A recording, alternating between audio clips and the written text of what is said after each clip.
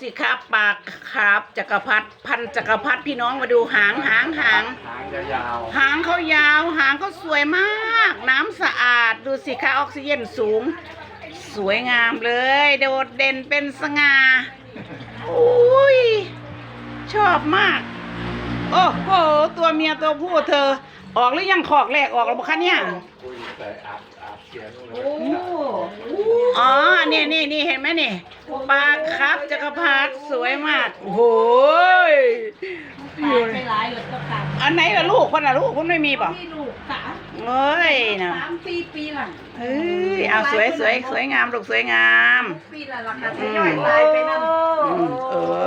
อันซอน โตบอกใหญ่ๆ อันซอนเธอคิดว่าเพื่อจะผสมพันธุ์ในคอกไม่ใช่ตัวนี้โอเค